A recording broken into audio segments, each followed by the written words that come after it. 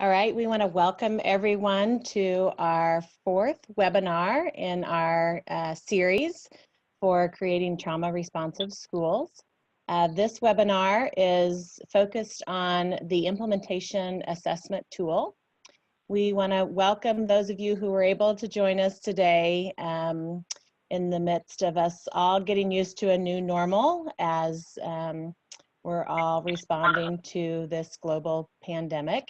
We know that you may be joining us from someplace that isn't usual. You may be joining us from home, and that's okay. We're all going to try to work through this together. We're just happy you could be here, and as we have done with our other webinars, we are recording this. This is a 90-minute webinar. My name is Kelsey Schmitz. I am the School Mental Health Lead for the Mental Health Technology Transfer Center in the Northwest region. And I work at the SMART Center at the School Mental Health Assessment Research and Training Center. So this is our normal disclaimer that the views and opinions and content expressed in this presentation don't necessarily reflect the views, opinions, or policies of the Center for Mental Health Services, the Substance Abuse and Mental Health Services Administration, or the U.S. Department of Health and Human Services. So as I mentioned, we're on our fourth webinar, and you can see if you haven't joined us for previous webinars, we have conducted and recorded 3 other webinars, and those are all located on our website, and you can get to that link by clicking the bottom. We'll be sending out a copy of this PowerPoint as well as posting the presentation and the recording on this page. So all participants will get a copy of the link to the recording and the PowerPoint. So if you're not familiar with the Mental Health Technology Transfer Center, these 10 regional centers were funded in late 2018. In addition to 10 regional centers, we have a National American Indian and Alaska Native MHTTC and a National Hispanic and Latino MHTTC. So no matter where you're joining us from today, you have a regional MHTTC that you can tap into for local resources, but you're also welcome to utilize the resources from other MHTTCs around the nation. So the goals at our Northwest Mental Health Technology Transfer Center for our school mental health supplement are to provide direct training and TA on the implementation of mental health services in schools, to build infrastructure and create learning communities, and support educational leaders to promote mental health for all. This is our key project staff at our center. Myself, Kelsey, and we're joined today by Megan Lucy, our program coordinator, and we also work with our project director, Dr. Eric Bruns. So we welcome you to get in touch with us. These are some links to our website. We have a monthly newsletter that we put out, and then we also have joined the world of social media, so we encourage you to follow us on Twitter and Facebook. As you all know, if you've joined us before, we're required by our funder, SAMHSA, to complete evaluations at our trainings. So at the end of this, we will put a link up that you can follow to take the evaluation. We really appreciate you doing these. We have a whole evaluation team that creates summary reports for our presenters and for our team, and we use this to adjust our trainings to make sure that we're delivering high quality professional development. So again, we really would encourage you to fill these out. We tend to have lower evaluations on our online format, but we just want to encourage you to just take a couple minutes. It would really help us out if you filled out those evaluations. We will finish a few minutes early to give you some time to do that. And last but not least, our amazing colleagues are joining us today from the University of Southern California. We have Vivian Villaverde and Pamela Vona. And at this point, I'm going to hand it over to them. But I want to mention quickly, if you have questions, we would encourage you to use the Q&A feature that you should see on your screen. We'll do our best to sort of answer those live as they come in. If there's a natural pause for the presenters, I'll break in and ask those questions. If we don't get your questions answered, Vivian and Pamela have been really gracious to follow up on any questions that may take just a little more time or may need some additional resources to be shared. So at this point, I will turn it over to Pamela and Vivian. Thank you. Welcome. Thank you. Thank you. Well, good morning or good afternoon, everyone. We're so glad that you could be here with us today, given all of the things that are going on and our attention on keeping ourselves and our loved ones safe and healthy. But we are excited to share this information with you, and in particular, this tool that we've developed. But just a quick bit of background. My name is Pamela Vona, and I am currently with the Treatment and Services Adaptation Center for Resiliency, Hope, and Wellness in Schools. And we are also a federally funded center through SAMHSA. And our center is really a virtual center. And we're comprised of 3 academic institutions, as you see here: USC, the School of Social Work, the RAND Corporation, and UCLA. And really, to give you a little bit of background about the center has been around for about 20 years. And originally, when the center started its work, it was really focused on developing what are now some of the most commonly used mental health interventions for trauma to be delivered in the school setting. You may have heard of some of these interventions like the CBITS intervention or Bounce Back, or even the SET intervention. And what we've learned is that those interventions absolutely are effective at ameliorating signs and symptoms of trauma. But what we've also learned is that those kinds of interventions are most optimal and most easy and most best sustained when they're implemented in a school setting that is fully trauma-informed itself. And so what we have focused on over the last 4 to 5 years is how do we make trauma-informed work system-wide in a school and not just interventions to be delivered.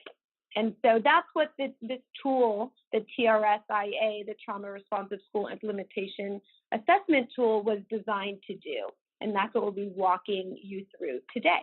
And so my name is Vivian Villaverde, and I am a clinical associate professor here at the USC Suzanne Dvorak School of Social Work, and I'm also a member of the team for the Treatment Services and Adaptation Center. And as a professional, I'm a trained school social worker, and so my previous life was always been with school districts. I've been trained to provide services to schools and support child welfare and probation kids as well. So that was my prior training. So I've been working with collaboratives as well as different school districts to do some work. So what is a trauma responsive school system?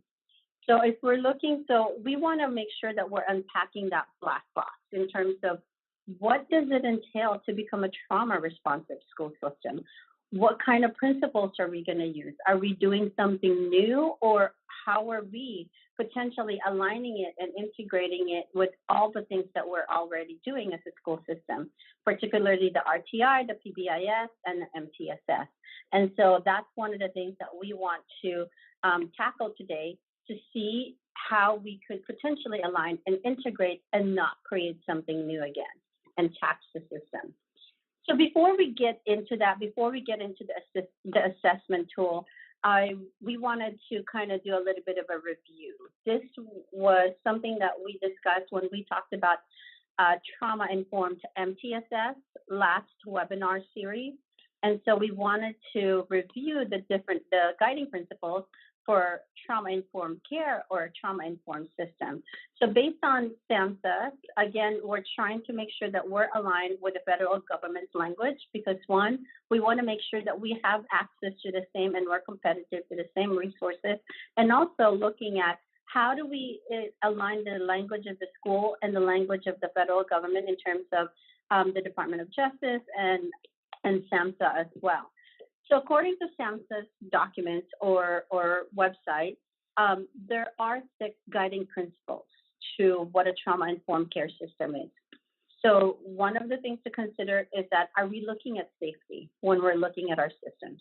So trust and transparency, peer support, collaboration and mutuality, empowerment, voice and choice. And lastly, are we engaging in cultural humility?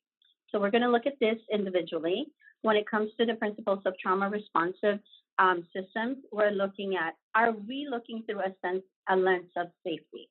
Now, we're not just talking about physical safety, we're also talking about psychological safety, access to the support, and modeling of calm behavior. So as you're looking at the entire school environment, whether it's the classroom, the cafeteria, or the grounds, are these some of the things that we're considering as we're developing maybe protocols and as well as designing those spaces? Peer support, positive interactions between students are encouraged and acknowledged by the staff members. And we're also looking at, are we giving them appropriate opportunities and to practice interactions, positive interactions, not only amongst the student peers, but in the staff peers as well. Staff members are recognized as one another's strengths, and how much are we fostering that collaboration, which in itself is a principle. Trust and transparency, are the expectation clear no matter what part of the system, the educational system we're navigating? Is there clear expectations? Is it predictable? Is it consistent? Okay. And then looking at collaboration and neutrality, are we fostering or are we supporting partnering? Again, we talked about that earlier in terms of the peer collaborate or the peers earlier, that one of the principles. Are we really, one, are we fostering that collaborative spirit of working together and being in the same page and sharing the same goals? Are we also making efforts to level the power? Does everyone have a voice in whatever decision making, as well as program development? If you're looking at MTSS and PBIS, we know that it relies heavily on those teams. And so this is a space where we could really check if we are fostering a collaborative and mutual partnership.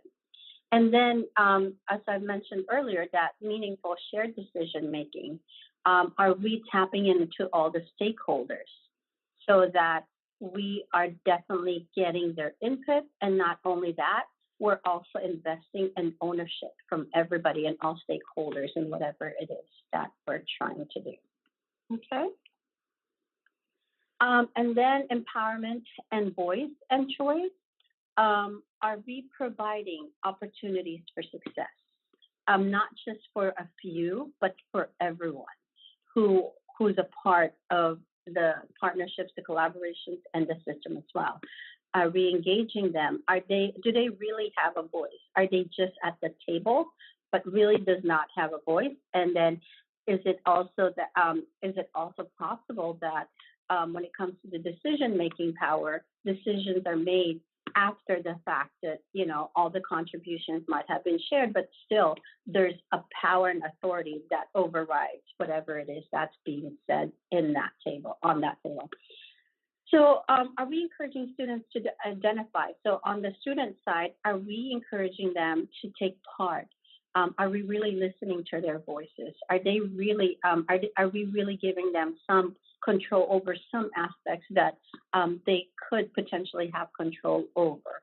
Are they being engaged in some of those processes and protocols?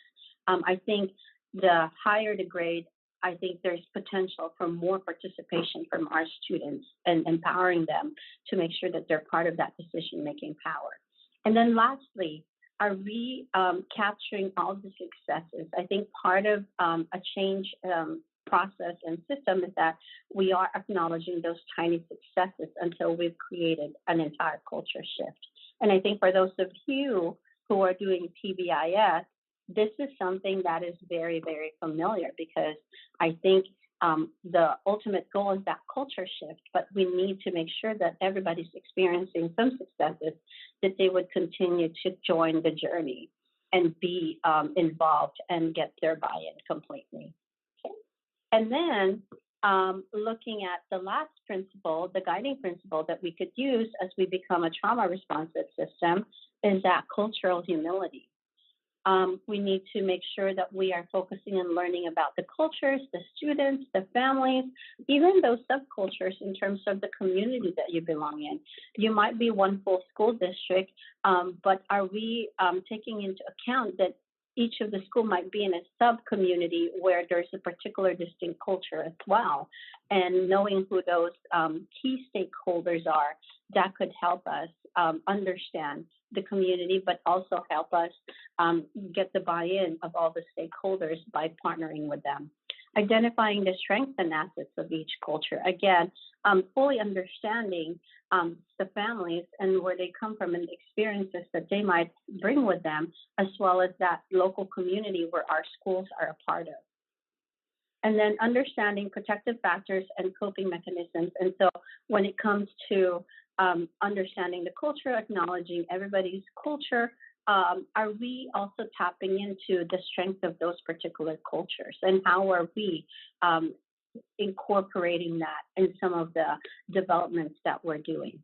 Okay, and then the last one, in terms of cultural humility, are we aware of our own biases? And again, this is something that we might be unconscious of, and we're bringing it to the work that we're doing, and it's manifesting. So understanding what those potential biases are, and not only coming from each and every one of us, but looking at the system itself. Is it predisposed, or is it bringing in built-in biases that might be countering or becoming a barrier to whatever it is that we're doing when we're trying to become trauma-informed? So, looking at that, you can see that those 6 principles are really going to be very, very important as we move on to the work that we're going to do. And I'm going to hand it over to Pamela so that she can take us to the next section. Sure.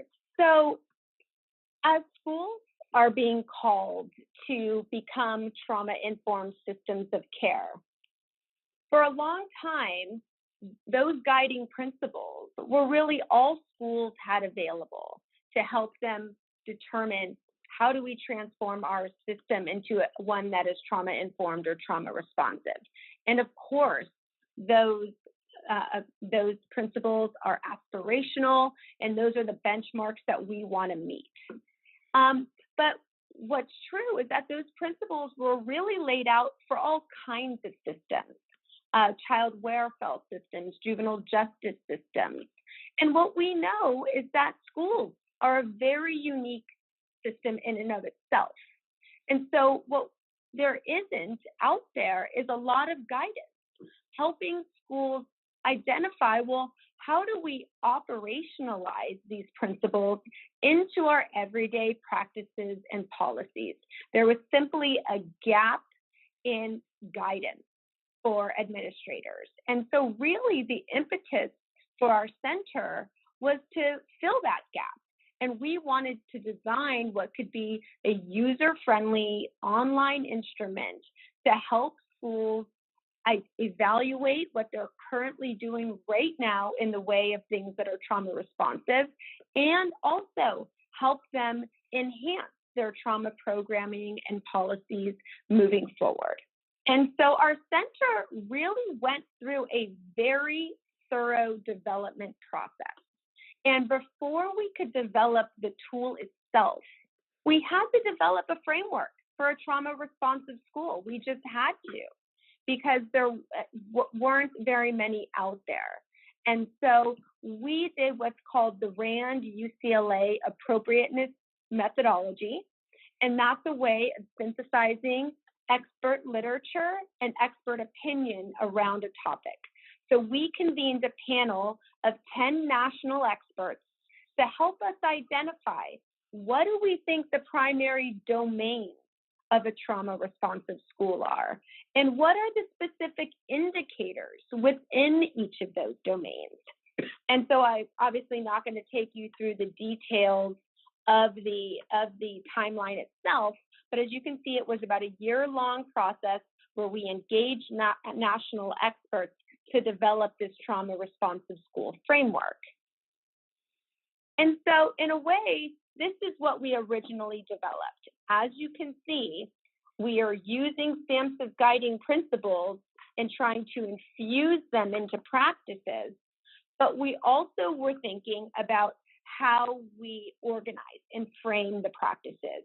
And at first we thought about, all right, well, we know we need to have those targeted trauma responsive practices for kids who are definitely showing symptoms of trauma and need additional supports. And then we moved through the school system all the way out at that outermost circle for community and family support. And what could we be doing for them? So we really thought about these spheres of trauma responsive support wrapping around our students. But then as we thought about it more, we realized that our schools already have a number of frameworks in place.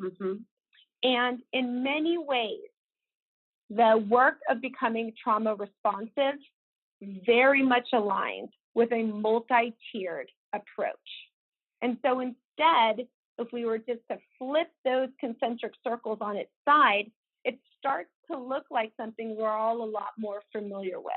Whether you're doing PBIS or RTI, this tiered support approach really lends itself to trauma-informed practices as well. And so after we came up with that overall framework and the structure, we were able to develop what is the Trauma Responsive School Implementation Assessment. And we'll take you through all of the details of this today, but just to show you, the Trauma Responsive School Implementation Assessment is housed here on the SHAPE platform, the School Health Assessment and Performance Evaluation System. This was developed by our partners at the University of Maryland through the National Center for School Mental Health. So it's very possible that many of you already have an account on this system. If you don't, we encourage you to set up an account. It's quite user-friendly, but we're always available to help you should you have any trouble creating your account. And then what happens is once you're in, you'll, if you're scrolling across the top there in that blue bar, you'll see what's highlighted on trauma responsiveness. If you're interested in looking at just this assessment, you'll click on that button there, and the full TRS will become available to you. And so as you can see, there's 8 different mini domains that you can answer questions to. And I'll walk you through what each of those domains are and how they align with the framework we developed. If we're just quickly looking back at this slide, you see how we have all of these domains. Each tier represents a specific domain. So the first domain are our community and family support. Our expert panel felt that this was critical to being a truly trauma responsive system. So in this domain, things that get assessed are, does the school routinely engage families and communities? And are they engaging family and communities specifically about trauma and trying to educate about the impact of trauma? Are there ongoing partnerships with trusted community organizations? And how do we formalize those partnerships and bring individuals from those organizations onto the school campus so there's that connectedness between the school and the community? And so what would happen if you wanted to get a sense of how your school or district is doing, you saw where those 8 boxes were, you would click on Take Survey for the Family and Community Engagement domain.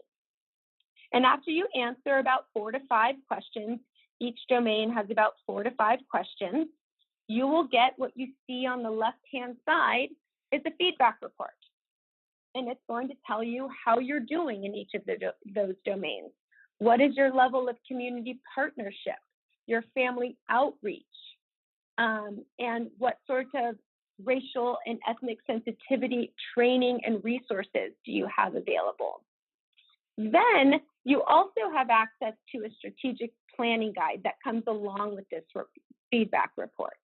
And you can begin thinking as a team, well, based on these scores, what do we want to prioritize? What are we doing really well? And where do we need some quick support? And where are the resources to be able to do that? And that's what this strategic planning guide allows you to do. But you're not just going to be left alone with these two documents, a feedback report and a strategic planning guide. What you also have is a full resource library. So again, if you're scrolling out on the top and you click on resource library, and then if you click on the trauma responsiveness tab, then on the left-hand side, you see all of those domains. And on this slide, we've clicked on engagement, which stands for community and family engagement. And you'll see that it shows of the 110 resources that are in the trauma responsive library, 10 of them give you information about enhancing family and community engagement. And at the top of each when you click on a domain, you get a full guide. And this is the Family and Community Engagement Implementation Guide. And so not only did we create the assessment with our experts, we actually created all of these implementation guides with our experts. And so what you'll see is that we have identified best practices that relate to family and community engagement, and we've also identified a way of implementing them based on the experiences of the experts that we utilized during the process. Of course, you don't have to follow these exact guidelines, but they're there as a helpful guidepost to you. Pamela, we've had a few questions come in. Can I break in just for a minute? Absolutely. One I thought everyone would like to hear the answer to is they may have missed this, but are all of these assessments free? Yes, absolutely free. Another question, in rural Nevada, significant dismissal or denial of toxic stress and trauma. I had rough childhood and came out okay. Kids are resilient. They'll get over it. I got over it. They'll get over it. How to get buy-in and willingness when you have this kind of a culture? Yeah. So we'll talk about that a little bit when we get to one of the next tiers about trauma programming. And we'll also get into it when we talk about staff support. So I'm going to keep that question in mind as I move forward. Mm-hmm. And Sounds if it great. doesn't get answered when I get through those couple of slides, I'm happy to circle back to it. But that's a very important question. And Kelsey would probably keep us, on our toes and remind us at the end. Yeah. Now, was that it for now, or are there others? Yeah, there's one I'm going to ask for a little bit more clarification on, so you guys can proceed. Okay. All right, we'll move along. All right. So then, after we're thinking about that community and family level, then we're moving up and we're thinking about, okay, on campus, first and foremost, we need to make sure that there is physical and psychological safety and that we are preventing any sort of traumatic experience from occurring on campus. And the practices that align with this tier of support include a routine school climate assessment. When we have emergency drills, are we doing them in a way that are trauma informed so as not to revivify traumatic experiences for some students? Many schools are utilizing school-wide behavioral expectations, and that certainly enhances a sense of safety on campus and predictability. Have we assessed our adequate supervision? What does our threat assessment strategy look like?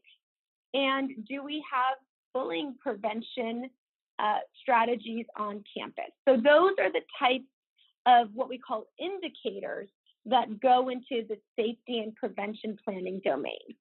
So again, if this tier of support is of interest to you or something that you want to focus on, then you would go and you would click on Take Surveying for the whole school prevention planning domain.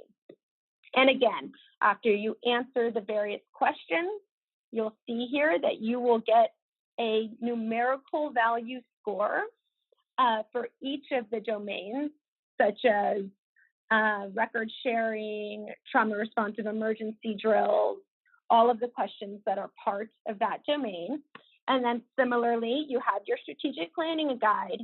But again, that's not, we want to make sure you have more to be able to complete that strategic planning guide in a way where we're using expert feedback. So again, you'll go to that resource library, you would toggle on to prevention planning. There are 26 resources in the resource library focused on whole school prevention planning. They will be, you can scroll down to find them all. The top one is always that implementation planning guide that looks like this. And again, this is a summary of all of the best practices that we found with our national team of experts that we vetted, and again, that we've done our best to create an implementation approach for each of these best practices.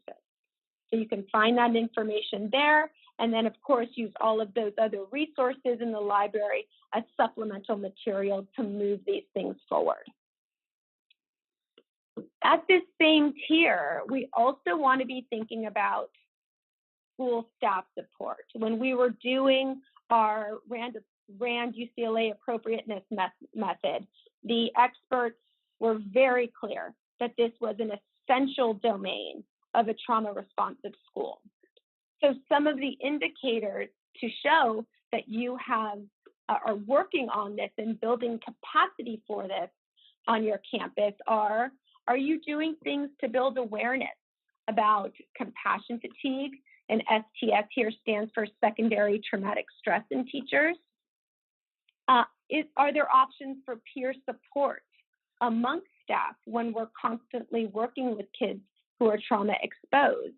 And are there specific on-campus resources?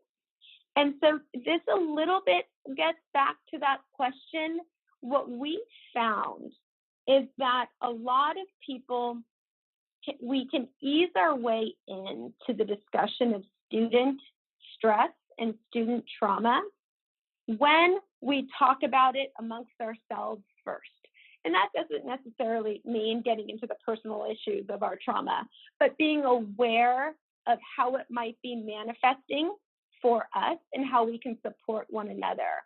And I know that oftentimes when we're first working with a school district, when we do the secondary traumatic stress in service first to support teachers, there's often a lot more buy-in then to do, say, a trauma 101 that then piggybacks on that information and allows them to understand what's happening with the students.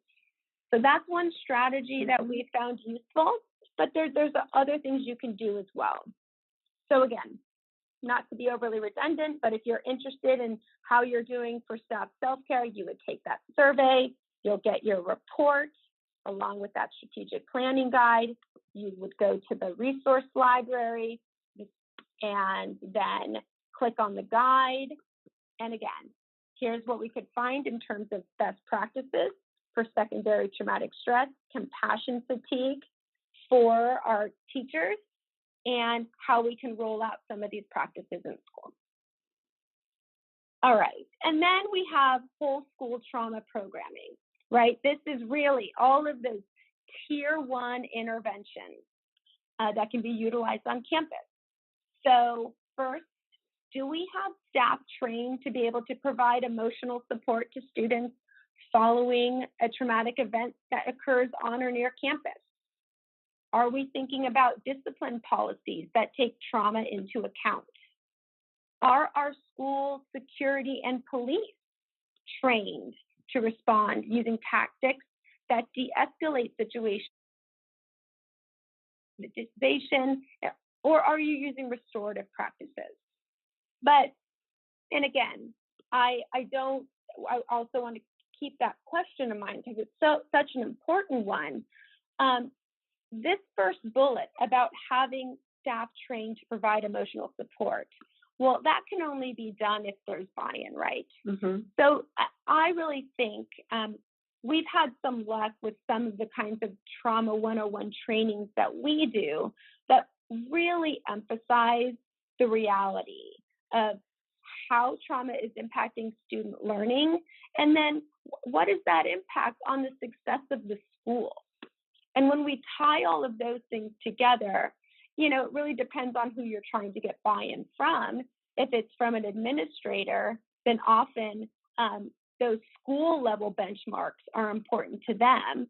Whereas if we're trying to get buy-in from a teacher and we're really showing the brain science and we're saying this is how we can unlock the child's brain to learn, and in some ways how trauma is inhibiting their brain from learning. And I know that we've had a lot of success when we show those brain scans and we show the different regions of the brain, that people tend to take it a little bit more seriously. Yeah.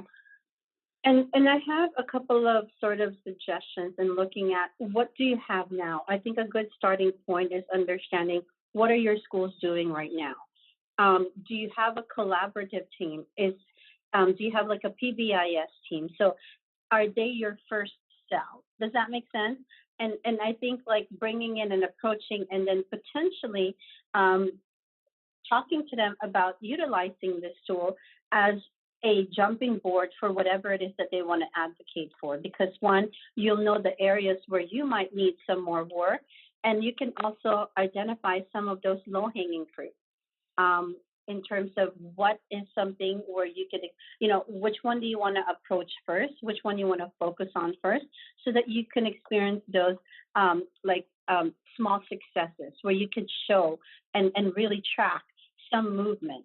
So maybe that is the strategic way to do it, so that you can continue to show some sort of, you know, evidence that moving incrementally would be really helpful, and that's where you can utilize some of the actual work that you're doing to get more buy-in from the bigger stakeholder. So those are the kinds of things that you could consider.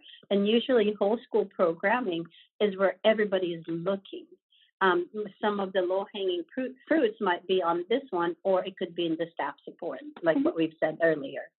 So that's a really good point, because I think some of the reluctance is, oh, okay, we have to bring a whole new set of things onto campus. And that's overwhelming, that's going to be disruptive. And what we want, when you get those feedback reports after you complete the questions in a particular domain, we hope that you see that you may be doing a number of these things already, and that you maybe didn't realize they were practices that align with trauma principles. But now you're able to see that and do that with more intention and with some confidence that, yes, we do have some trauma-informed practices on our campus already. Do we want to bring on more? And are we able to see areas for improvement? Absolutely. But really, those feedback reports, we hope, are designed to show you that absolutely you're on your way in some areas, and then there are opportunities for growth in other areas. Mm-hmm. Okay, and similar. So we do have another question sure. that came in. I think I may have somewhat of an answer as well. So let me see what you all think first. Do you have suggestions for the timeline and alignment of how trauma-informed tools can be used with other MTSS implementation tools?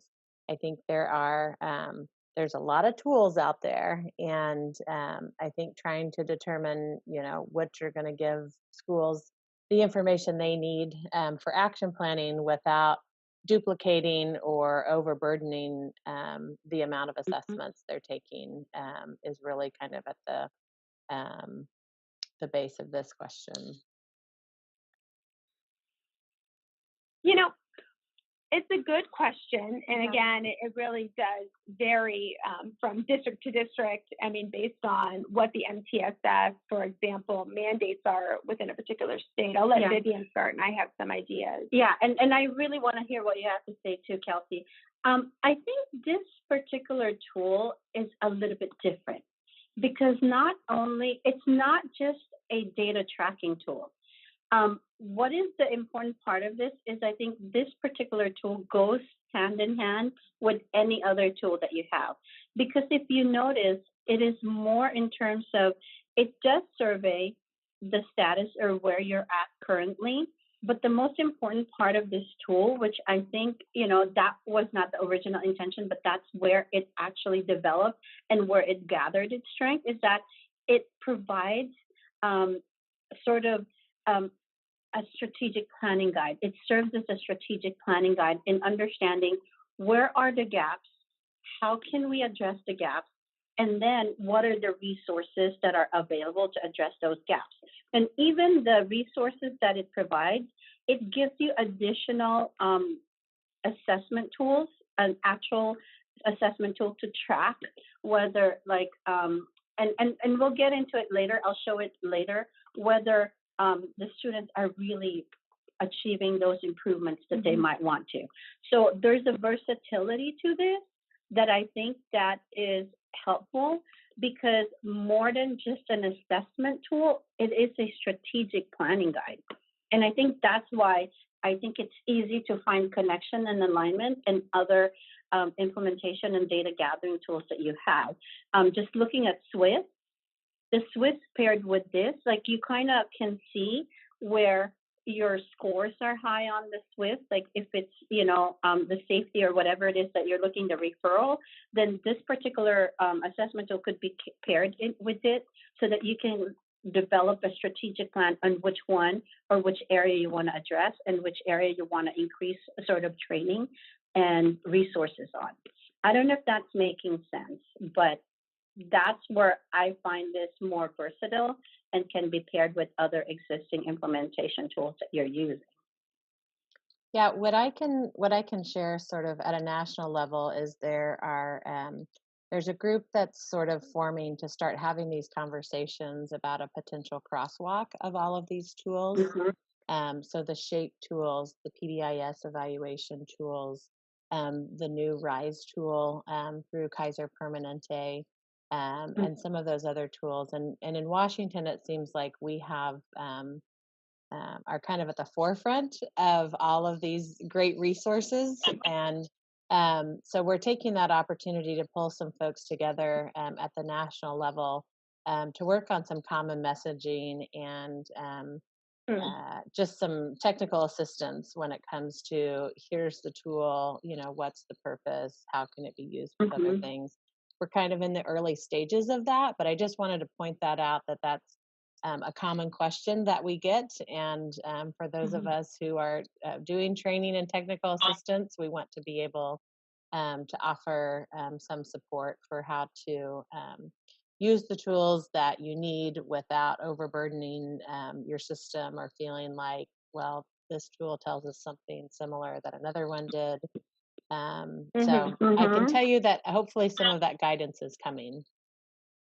Yeah, and in reality, a lot of times it's hard to do this kind of work in this large, virtual sort of setting. I know, and Vivian will be talking about it later, how we've worked with a school district here in Southern California where we did just that, and we've crosswalked the domains of the TRS with their PBIS tiers.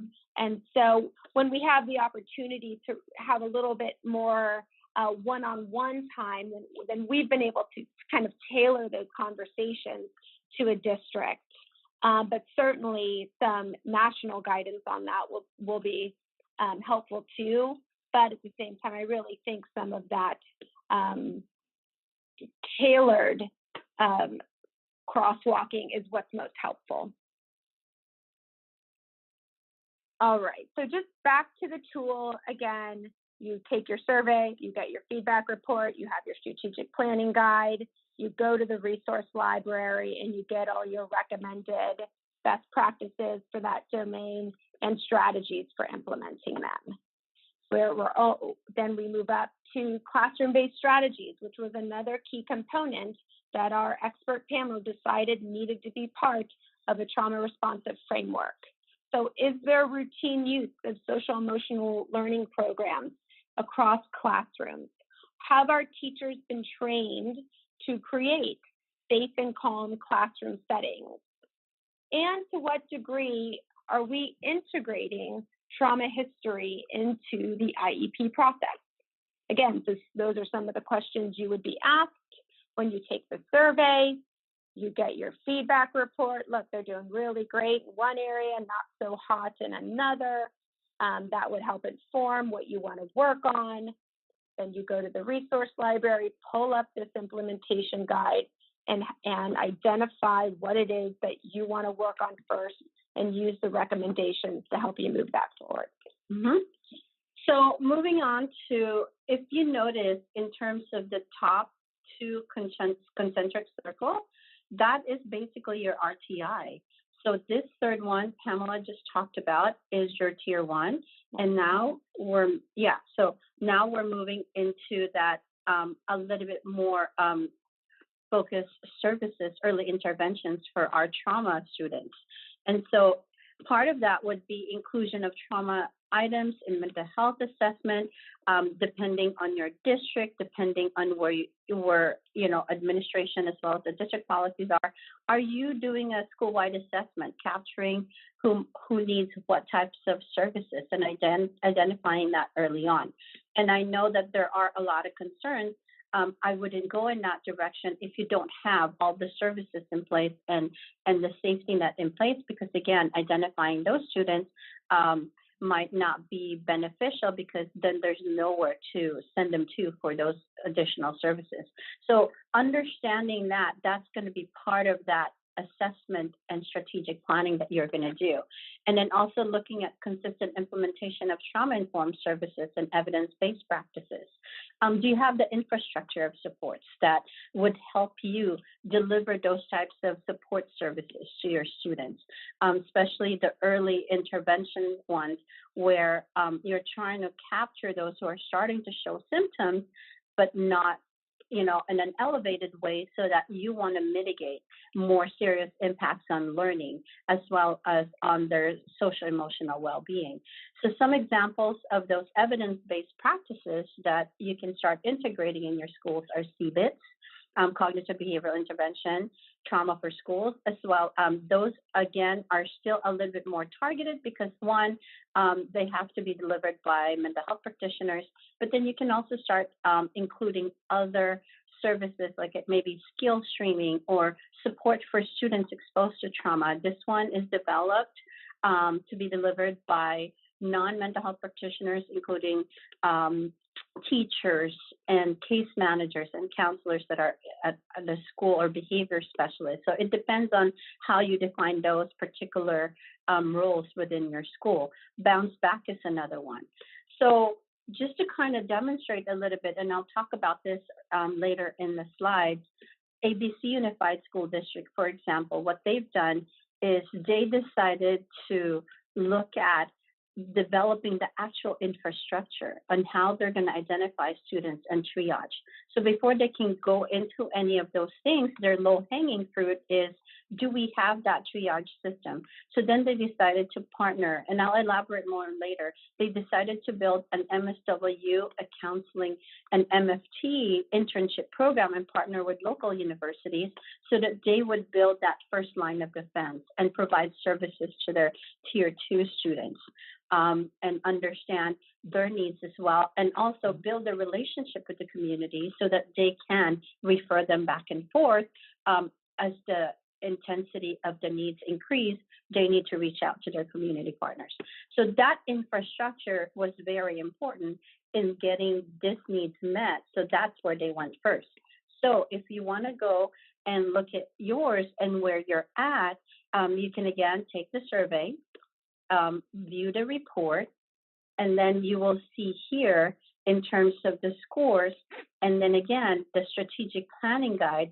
And we're skipping the resources slide because by now you're kind of familiar on how to get there and choose the section. And here you have the different resources and suggestions. And I've said earlier that even the strategic planning guide or this assessment tool provides further or additional resources in terms of data collection and assessment tools to track on a more intensive way some of the movements and improvements that your students might be engaging in as you provide those additional resources. Here you can see some PTSD symptom scales. You can also see the trauma events or inventory scale for children. So if you're looking for those additional targeted type of data collection, that is something that this particular resource guide is also going to be able to provide in combination. Okay, and then looking at the highest needs that the group of students that with the highest needs would be our targeted interventions for trauma. And this is again looking at multidisciplinary team meeting, include trauma exposure conversations.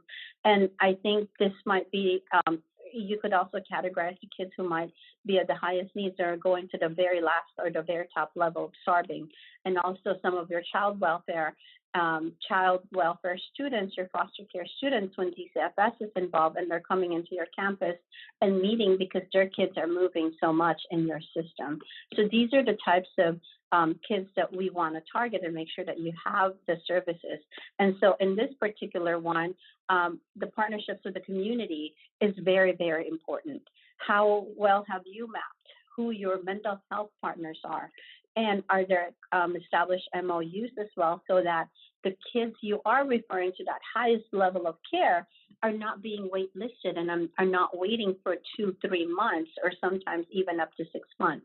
So is there a clear MOU and understanding in terms of how are those students going to be ushered from your system to their system, and what is the reporting back as well? Is there streamlining in the communication so that if there's any supports that could be developed in the school to complement that and vice versa, there's real collaboration and partnership in that. So in terms of this particular tier, ABC Unified School District, who we work with, they actually developed a CRT team, which is a community resource team. And they reached out and they mapped every single community agency that comes on their campus, and they streamlined it and centralized it so that they report to one unit and they're able to keep track of them. They also developed a report, an MOU that's very, very specific that includes what is the referral process and what is the response when those referrals are activated by to their partners. And so they also meet once a month. So then part of it too is that the agencies reporting to them how many students are referred, how long it takes the referral to be seen, and what are those, who are the contact people for those, so that those who are in the particular schools can then create a more collaborative approach so that there's continuity of care from the school to the community resources and back to the school again. And so that's what they're trying to foster. It's not going to be easy, and it's not going to, but it developed over time. It's not something that happened overnight, but the system and accountability was developed over time. And they became, there's a lot more collaboration, and they have mutual goals for the students. So looking at the more targeted, you can take the survey again, and again, view the report. And looking at community mental health partnerships and being able to identify those, having multiple ones, because again, you might have a more focused need and you might have a more generic need. So understanding what are those other availabilities, and potentially that could include family referrals for the entire family. So looking at multidisciplinary team as well in terms of who comes in and what the kinds of meetings are being held in behalf of the students that you have. And then here you have the strategic planning guide as well.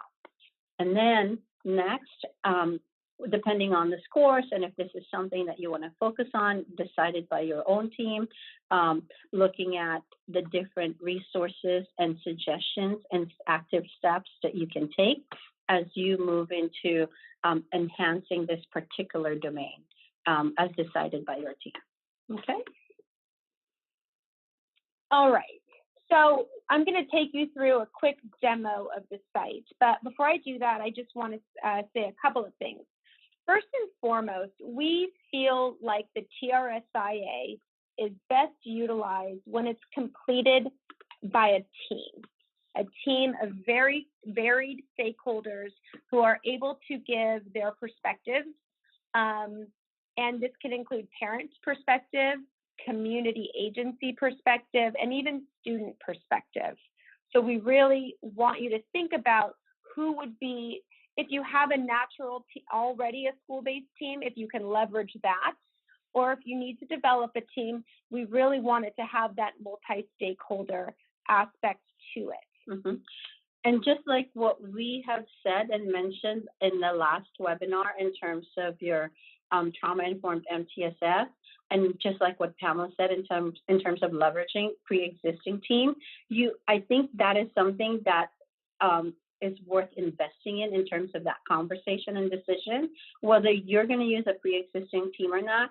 I think really looking at that team and are your paraprofessionals represented? Are your security officers represented? Behavior specialists, and I know almost all the schools have strong and active PTAs. Are they represented in that as well? So those are the kinds of things that should be considered because, again, they are traversing and they are experiencing your campuses as well in your processes. And then we also get questions about who can see the data. So one thing that I want to say first and foremost, the only people who have access to the data are us as the developers. Of course, you can pull up your scores, but in terms of there being any other institutions that we share this information with, we absolutely do not. And the TRS can be taken at the district level or at the school level, or both. Within a district, you might have the district complete the TRS IA, and then each individual school also complete it on behalf of their school. There is also a way, if a school chooses not to share that information with the district, you can elect to either share your school level data with the district, or you can choose not to share. So there is that option as well. So now we'll just quickly launch on, and I just need to quickly get on the web. All right. So then I can just go ahead and, so it's bitsshapesystem.com. That's the website. And then if you haven't done so, you would sign up here, and it's relatively straightforward. But again, if you have questions, let us know. And then when you have your account, you just go ahead and log in, and I will do so. That's me, and I am. Should be logging me in. There we go. All right. So this is what it looks like when you log in. And as you saw, there's this blue bar across the top.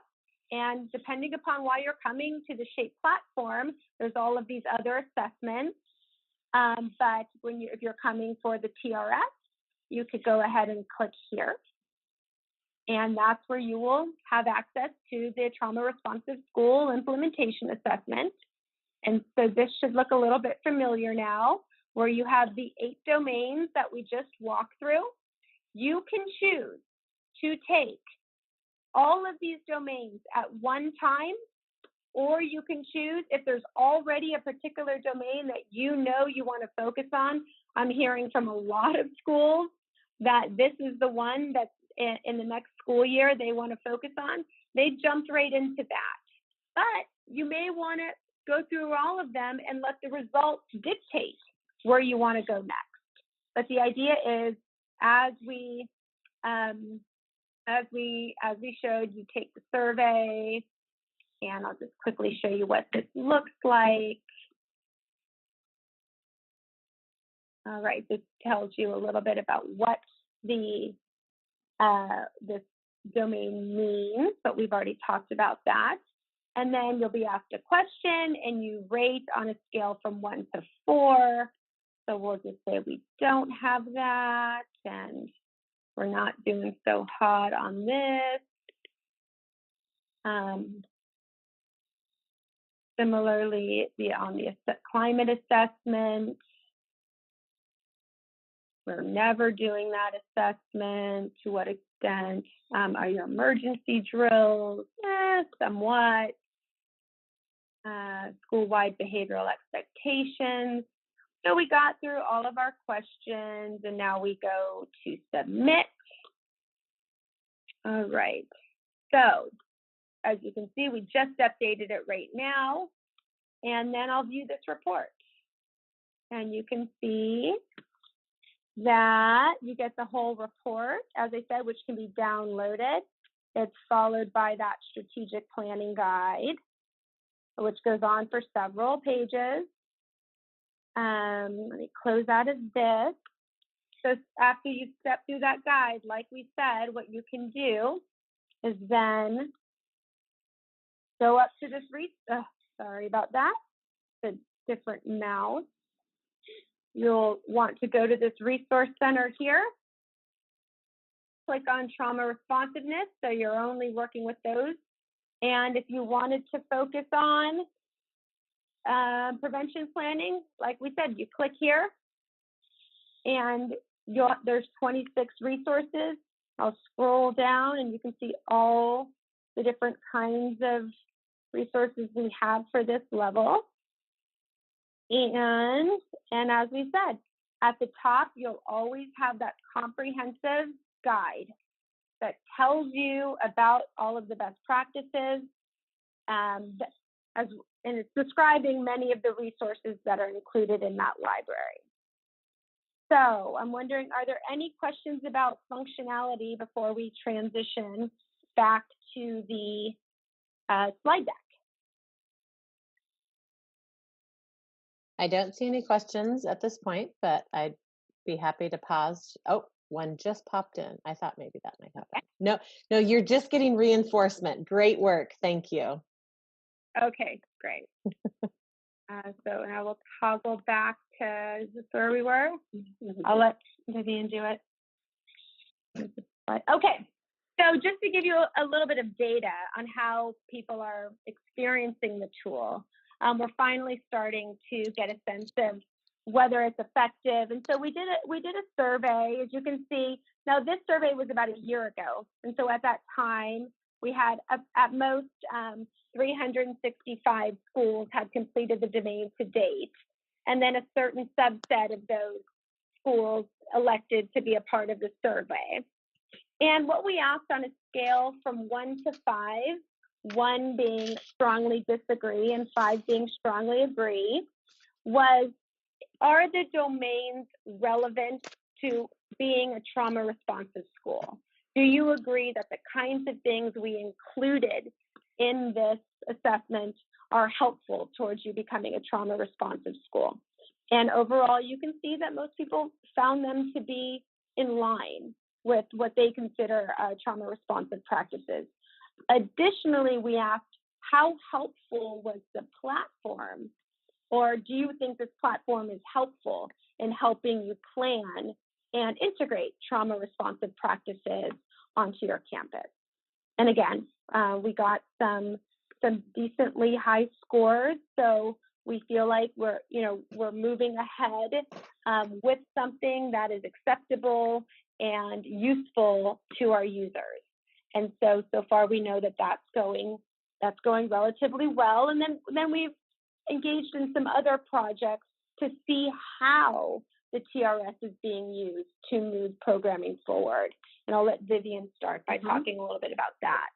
And so looking at the different domains that we looked at the different domains that we focused on the TRS-IA, you can see how the principles, the guiding principles from SAMHSA, how that's really built into it and how it aligns as well with the MTSS, looking at safety, trust, transparency, peer support, collaboration and mutuality, empowering voice and choice, and cultural humility.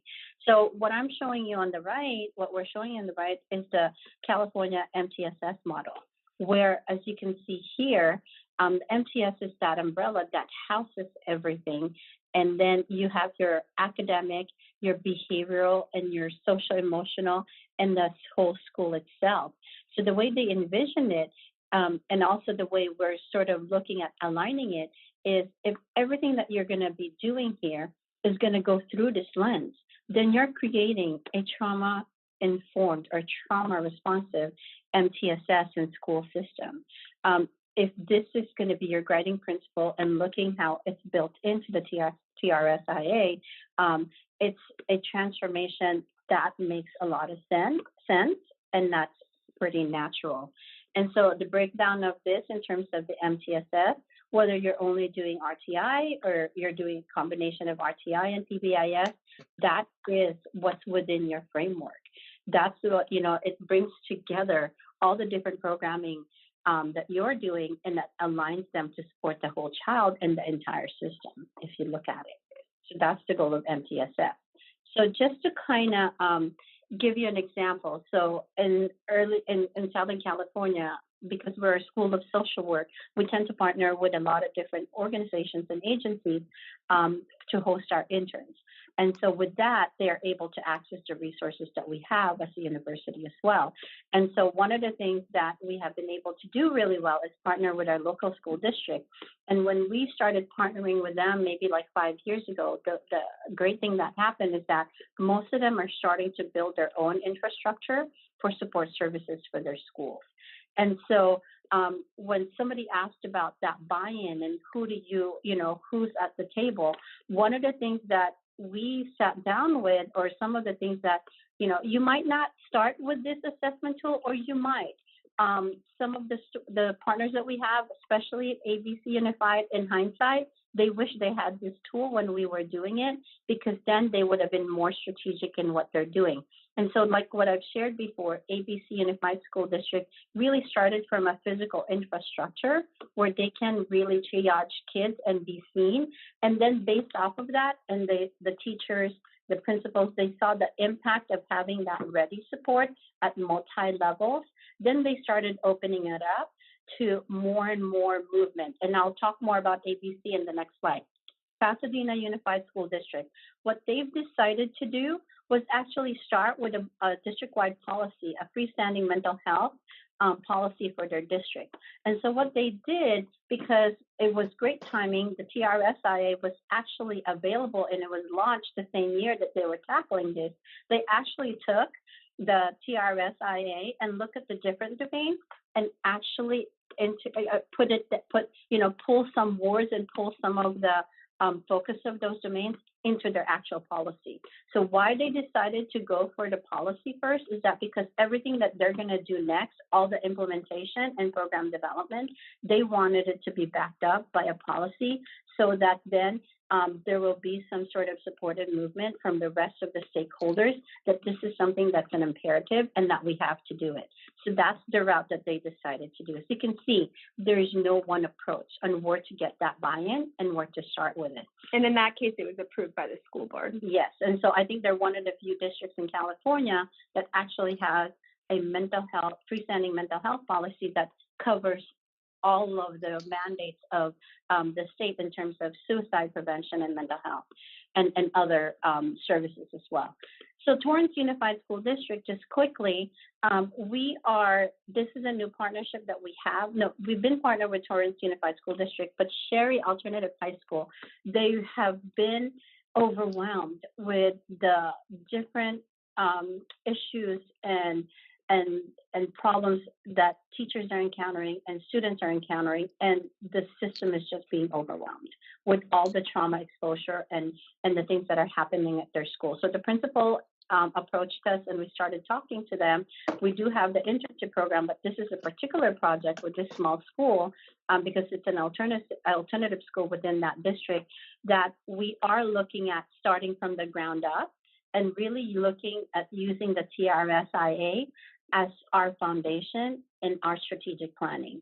And so we're going to start that work next year. But in the meantime, where we wanted to get the buy-in and focus is we're going to focus on supports for teachers this particular semester, and then work our way to doing the full TRSIA, because I think their teaching staff and their support staff, they're just so overwhelmed that we want to invest in them so that we can move forward with the rest of the work. Okay. So ABC Unified School District, as we've mentioned, they wanted to start with something that they could that's something that's visible, tangible, and that can be immediately seen as as supports for the teachers and for the entire school. So that infrastructure where we decided creating that internship partnership with the university and placing interns at their schools, that would be their first line of support. So kids who are having problems in the classroom, they can see the interns first and get that immediate support. And interns also develop groups, second step groups, skill streaming groups that can be delivered in the higher needs classroom so that teachers can visibly see. So once they've done that, they've also established a connection between that first line of support and their community partners so that there's movement from tier 1, tier 2, tier 3 in terms of social emotional intensity of the supports that they need. And so then students have teachers and principals have alternatives in terms of where they can send them. Once they were able to do that, then they started doing the strategic planning and they're doing their TRS-IA, and they moved on to other implementation. And they've been able to step up and in terms of intensifying the training of their interns, intensifying the partnerships that they have with mental health community agencies. And really now they brought in Kaiser as well, so that they are getting all the training and the padding and all the different programming that they can implement. And then this year, they decided to focus on the staff supports, which is then looking at self-care. So they did the TRS-IA in that area. And this semester in particular, they look at the resources and the strategic planning guide, and they created a plan that they want to implement for the fall semester. So this year, they're going to focus on their teachers and how to enhance supports for them and understanding as well of some of the things that they're being triggered with and how they can make sure that they're taking care of themselves so that they're constantly building capacity. So that's basically what they're doing. And so it's a constantly moving and changing thing. And the TRS-IA is helping them guide that. But everything that they're doing, I just want to reiterate, is aligned and they fold it into their PBIS plans. And so they're not doing something different, but whatever it is that they're doing, they're just putting it and plugging it into their PBIS plans and strategic goals. Okay, and then just one last group to talk about. We have wonderful partners in Chicago at Lurie Children's Hospital, and they wanted to take the TRS and see how they could use it with schools and districts who had a ton of need in Chicago. And so originally they did a small pilot with about 3 to 4 different districts, and we're able to just get some high likability. You can hear some feedback, see some feedback here of users felt that the tools helped guide their process. They found the feedback and the recommendations helpful. Now, in the next school year, what they're doing is scaling that up for a statewide initiative. And what's exciting about what they've done is that the state is actually, they're very fortunate, pitching in dollars. And so what they're calling it is a demonstration project, or really the better word is a designation project.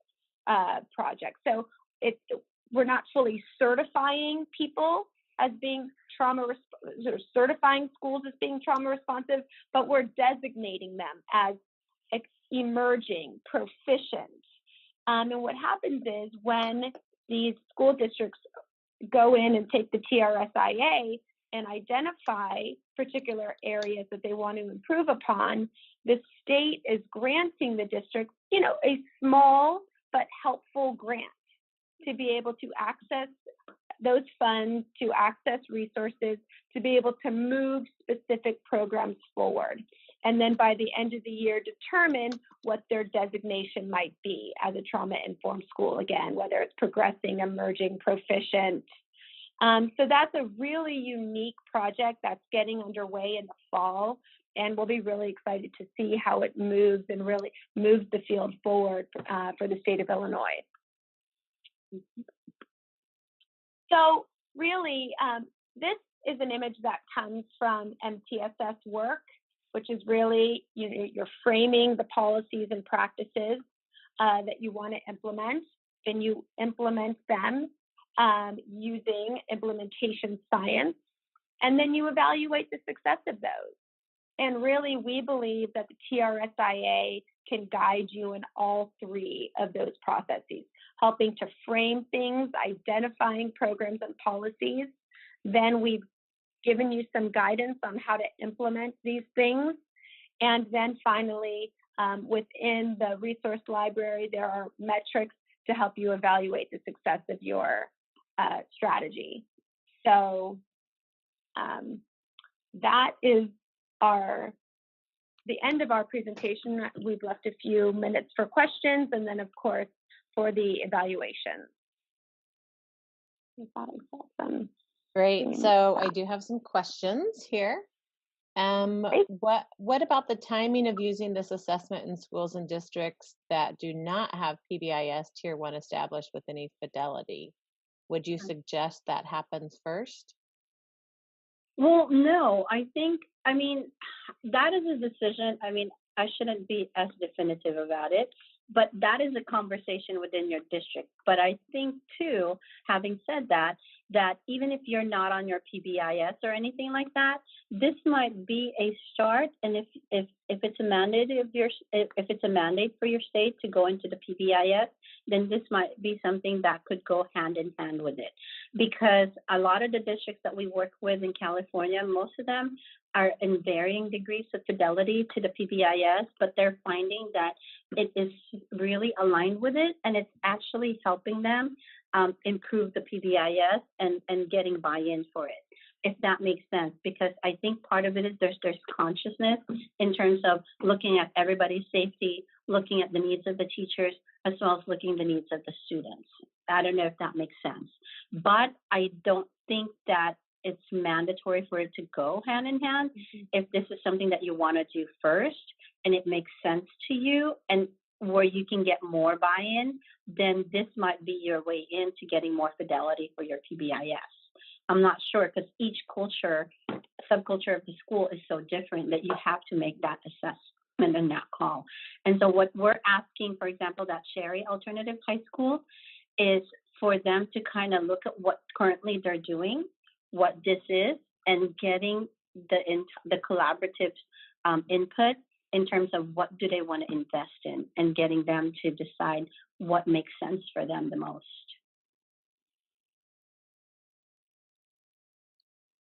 Okay, thank you. Another question. Also, is there discussion when it comes to extreme rural districts with very limited resources?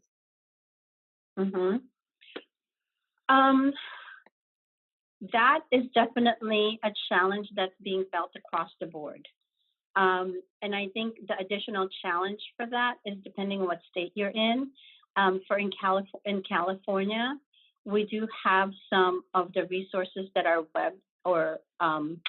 web-based, but I know some of the suggestions that we have on our resource guide is from National Child Traumatic Stress Network. Some of them, they have the webinars available online, and also in some of the other resources, the U.S. Department of Education, you can activate and you can actually request a resource and the toolkits and all that stuff. But it's hard for me to answer it because each state is handling this differently and the access is different. And so for California, the rural areas, it is a challenge, but they still have access to it, but they also have to be creative in some of the access. And so one of the things is that they're partnering with some of their mental health agencies that might have different, like local practitioners who have expertise in particular areas and having them come in. They're also partnering with other districts so that they can have like cross-district sort of training and things like that. And then, for example, some of the strategic guides that we have, CBITs, those are available online as well for us. And then for teachers, we now have supports for teachers experience affected by trauma, which is online based. And so that's the STAT, STAT program.org.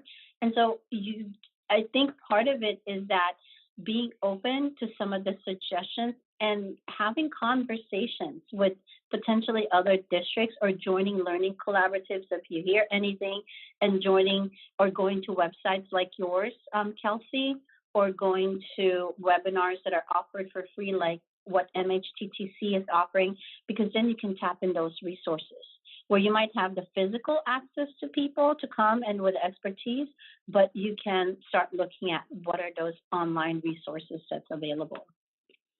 Yeah, and our center's definitely available as a technical assistance center to help you think through some of these things. And again, I think your approach really is dependent upon, you know, what indicator, what specific domain are you trying to move forward? And so if it is training in those tier 2 evidence-based practices, I know that a lot of groups are trying to make training available virtually. Currently, as Vivian was saying, a lot of our trainings are available online, asynchronous, so you can go on at any time, start and stop, and take the training. And we are moving towards developing synchronous training so that whether it's that secondary traumatic stress curriculum, our Trauma 101 curriculum, or any of our evidence-based practices, we're working on creating a way of doing that synchronous. Yeah. And lastly, in terms of accessing further resources, I think being more open-minded in terms of what are you looking for, because DOJ are now making Department of Justice as well as SAMHSA. There's a lot of cross collaboration in terms of resources, pulling resources and making it available. And I think some of the initial trainings and webinars that you did helps us, helps you develop sort of the alignment in the language of those different federal government departments, and so that you can access those types of grants too. Like looking at cross collaboration grants, because more and more of them are doing that now, from the state level and the federal government level.